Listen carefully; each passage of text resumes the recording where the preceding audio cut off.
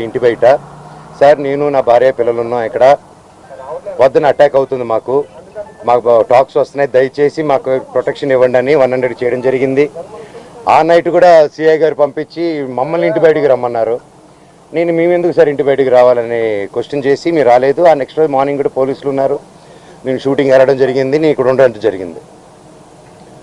April 1న నేను ఇక్కడ April 2కి మేము బర్త్డే చేసుకుందామని మేము మా వరకే చేసుకుందాము, ఈ దీంట్లో ఈ గోల్లో అందరినీ పిలుచుకొని ఇది ఒక్కర్లేదు, ప్రశాంతంగా పాపతో టైం స్పెండ్ చేసుకుందాం అన్న భావతో చేసుకుందాం అనే ఉద్దేశంతో ఎవరిని పిలుచుకోకుండా మేము చేసుకుందాం అన్న టైంలో 1వ తారీఖు పొద్దున 1వ తారీఖు ఆ ముందు రోజు రాత్రి మేము వెళ్ళి సరే ఓకే ఇక్కడ వద్దు జైపూర్కి వెళ్ళిపోదాం, ఇవన్నీ ఎందుకు హెడ్ఏక్, మేము 4 టికెట్లు బుక్ చేసుకొని వెళ్దాం అనుకునే టైంలో మా అందరికి ఇన్ఫామ్ చేసి వెళ్తున్నామని. నేను వారం ముందు కూడా మా అమ్మగారికి కూడా క్లియర్గా చెప్పేశాను, నాకు విష్ణుకి ఏం కావాలో అన్నీ చేసుకోమనమ్మా, నాకు అక్కడ లేను.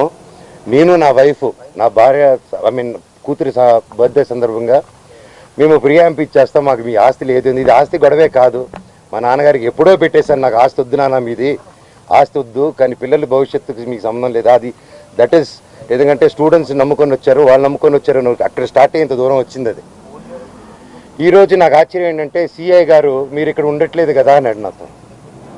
సార్ అయితే మార్చి 27 మీకు ఫోన్ చేశాను కదా సార్, ఇక్కడే కదా ఉన్నాను, మీరే కదా ప్రొటెక్షన్ ఇచ్చారంటే సైలెంట్ ఉంటాడు.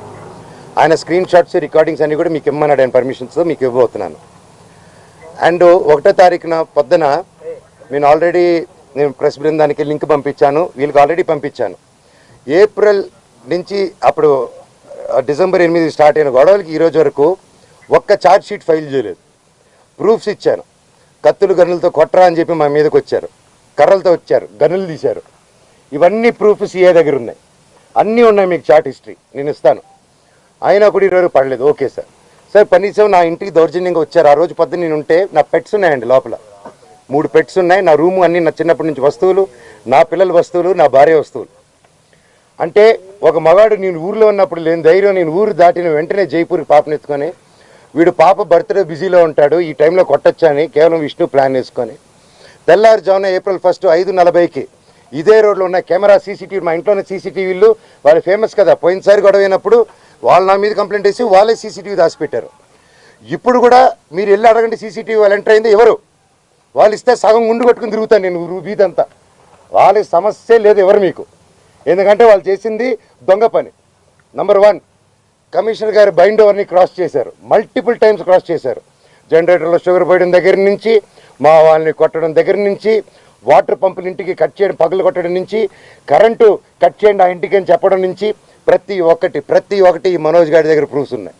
వాళ్ళ దగ్గర ఒక్క ప్రూఫ్ మనోజ్ మీద తప్పని చెప్పమానండి, నేను సాక్షాత్ అందరి కాళ్ళ మీద పడి నేను సారీ అడుగుతాను. ఒక్క ప్రూఫ్ చూడుకుని పోనీ నేను ఆస్తి అడిగినట్టే ఒక్క ప్రూఫ్ చూపిమానండి. మీకు ఆన్ గోయింగ్ ఇష్యూ బయటికి రమ్మన్నారు. నేను మేమెందుకు సార్ ఇంటి బయటికి రావాలని క్వశ్చన్ చేసి మీరు రాలేదు. ఆ నెక్స్ట్ రోజు మార్నింగ్ కూడా పోలీసులు ఉన్నారు. నేను షూటింగ్ వెళ్ళడం జరిగింది, నేను ఇక్కడ ఉండడం జరిగింది. ఏప్రిల్ 1న నేను ఇక్కడ ఏప్రిల్ 2కి మేము బర్త్డే చేసుకుందామని మేము మా వరకే చేసుకుందాము, ఈ దీంట్లో ఈ గోల్లో అందరినీ పిలుచుకొని ఇది ఒక్కర్లేదు, ప్రశాంతంగా పాపతో టైం స్పెండ్ చేసుకుందాం అన్న భావతో చేసుకుందాం అనే ఉద్దేశంతో ఎవరిని పిలుచుకోకుండా మేము చేసుకుందాం అన్న టైంలో 1వ తారీఖు పొద్దున 1వ తారీఖు ఆ ముందు రోజు రాత్రి మేము వెళ్ళి సరే ఓకే ఇక్కడ వద్దు జైపూర్కి వెళ్ళిపోదాం, ఇవన్నీ ఎందుకు హెడ్ఏక్, మేము 4 టికెట్లు బుక్ చేసుకొని వెళ్దాం అనుకునే టైంలో మా అందరికి ఇన్ఫామ్ చేసి వెళ్తున్నామని. నేను వారం ముందు కూడా మా అమ్మగారికి కూడా క్లియర్గా చెప్పేశాను, నాకు విష్ణుకి ఏం కావాలో అన్నీ చేసుకోమనమ్మా, నాకు అక్కడ లేను. నేను నా వైఫ్ నా భార్య కూతురి బర్త్డే సందర్భంగా మేము ప్రియాంప్ ఇచ్చేస్తాం, మాకు మీ ఆస్తి లేదు. ఇది ఆస్తి గొడవే కాదు, మా నాన్నగారికి ఎప్పుడో పెట్టేశాను, నాకు ఆస్తి వద్దు నాన్న, మీది ఆస్తి వద్దు, కానీ పిల్లల భవిష్యత్తుకి మీకు సంబంధం లేదు. అది దట్ ఈస్ ఎందుకంటే స్టూడెంట్స్ నమ్ముకొని వచ్చారు, వాళ్ళు నమ్ముకొని వచ్చారు, అక్కడ స్టార్ట్ అయ్యేంత దూరం వచ్చింది. అది ఈరోజు నాకు ఆశ్చర్యం ఏంటంటే సిఐ గారు మీరు ఇక్కడ ఉండట్లేదు కదా అన్నాడు నాతో. సార్ అయితే మార్చి 27 మీకు ఫోన్ చేశాను కదా సార్, ఇక్కడే కదా ఉన్నాను, మీరే కదా ప్రొటెక్షన్ ఇచ్చారంటే సైలెంట్ ఉంటాడు. ఆయన స్క్రీన్ షాట్స్ రికార్డింగ్స్ అన్నీ కూడా మీకు ఇమ్మన్నాడు, ఆయన పర్మిషన్స్తో మీకు ఇవ్వబోతున్నాను. అండ్ 1వ తారీఖున పొద్దున నేను ప్రెస్ బృందానికి లింక్ పంపించాను, వీళ్ళకి ఆల్రెడీ పంపించాను. ఏప్రిల్ నుంచి అప్పుడు డిసెంబర్ 8 స్టార్ట్ అయిన గొడవలకి ఈరోజు వరకు ఒక్క ఛార్జ్ షీట్ ఫైల్ చేయలేదు. ప్రూఫ్స్ ఇచ్చాను, కత్తులు గన్నులతో కొట్టరా అని చెప్పి మా మీదకి వచ్చారు, కర్రలతో వచ్చారు, గనులు తీశారు. ఇవన్నీ ప్రూఫ్ సీఏ దగ్గర ఉన్నాయి, అన్నీ ఉన్నాయి, మీకు చాట్ హిస్టరీ నేను ఇస్తాను. అయినా కూడా ఈరోజు పడలేదు. ఓకే సార్, సార్ కనీసం నా ఇంటికి దౌర్జన్యంగా వచ్చారు. ఆ రోజు పొద్దున్న నేను ఉంటే నా పెట్స్ ఉన్నాయండి లోపల, 3 పెట్స్ ఉన్నాయి. నా రూము అన్నీ నా చిన్నప్పటి నుంచి వస్తువులు, నా పిల్లల వస్తువులు, నా భార్య వస్తువులు. అంటే ఒక మగాడు నేను ఊర్లో ఉన్నప్పుడు లేని ధైర్యం, నేను ఊరు దాటిన వెంటనే జైపూర్కి పాపను ఎత్తుకొని, వీడు పాప బర్త్డే బిజీలో ఉంటాడు, ఈ టైంలో కొట్టొచ్చని కేవలం విష్ణు ప్లాన్ వేసుకొని తెల్లారుజామున ఏప్రిల్ 1 5:40కి ఇదే రోడ్లో ఉన్న కెమెరా సీసీటీవీ, మా ఇంట్లోనే సీసీటీవీలు, వాళ్ళు ఫేమస్ కదా, పోయినసారి గొడవ అయినప్పుడు వాళ్ళు నా మీద కంప్లైంట్ వేసి వాళ్ళే సీసీటీవీ దాచిపెట్టారు. ఇప్పుడు కూడా మీరు వెళ్ళి అడగండి సీసీటీవీ వాళ్ళు ఎంటర్ అయింది ఎవరు, వాళ్ళు ఇస్తే సగం గుండు కొట్టుకుని తిరుగుతాను నేను వీధంతా.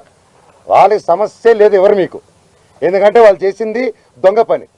నంబర్ 1, కమిషనర్ గారు బైండ్ ఓవర్ని క్రాస్ చేశారు, మల్టిపుల్ టైమ్స్ క్రాస్ చేశారు.